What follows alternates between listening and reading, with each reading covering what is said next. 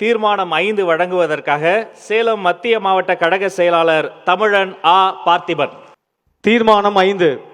Delta மாவட்டங்களில் விவசாயிகளிடம் உரிய நேரத்தில் கொள்முதல் செய்யாமல் நெல் உள்ளிட்ட தானியங்கள் மழையில் நனைந்து மூட்டையிலேயே முளைத்து வீணாகும் நிலைக்கு காரணமான விவசாயிகளின் விரோத ஆட்சியாளர்களுக்கு கண்டனம். இரவு பகல் பாராமல் உழைக்கும் விவசாயி ஒவ்வொரு நெல்மணியும் தன் பிள்ளையை போல் கருதி பாதுகாப்பர். ஆனால் ஒவ்வொரு விவசாயியும் தன் பிள்ளையை போல் பாதுகாக்க வேண்டிய அரசாங்கம் அவர்களை வேதனையில் மூழ்கடித்துள்ளது.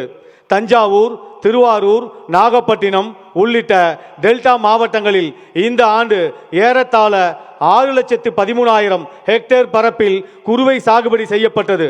பருவமழை, மேட்டூர் அணை நீர்வரத்து எல்லாம் சரியாக அமைந்தாலும் ஆயிரக்கணக்கில் விவசாயத்திற்கு செலவு செய்தாலும் இந்த ஆண்டு கூடுதலாக விளைச்சல் கிடைத்தது. இப்படி விவசாயிகளின் கடும் உழைப்பால் கூடுதலாக அறுவடையான நெல் கொள்முதல் செய்ய அதிக அளவில் கொள்முதல் நிலையங்களை திறக்காமல் ஏற்கனவே இருக்கும் சேமிப்பு கிடங்குகளில் தேவையான ஏற்பாடுகளை செய்யாமல் தற்காலிக புதிய சேமிப்பு கிடங்குகளையும் அமைக்காமல் வெற்று விளம்பர மாடல் திமுக அரசு தூங்கிக் கொண்டிருக்கிறது. அதைவிட துயரம் என்னவென்றால் மழை வந்துவிட்டால் நெல்லை பாதுகாக்க தார்பாய்களை கூட ஏற்பாடு செய்யவில்லை. சாக்குகள், சணல், போதுமான லாரிகள் ஆகியவற்றையும் சுமை தூக்கும் தொழிலாளர்களையும் ஏற்பாடு செய்யவில்லை. இதனால் டெல்டா விவசாயிகளின் பாடுபட்டு விளைவித்த நெல்லில் சுமார் 20 லட்சம் டன் வீணாகி உள்ளது.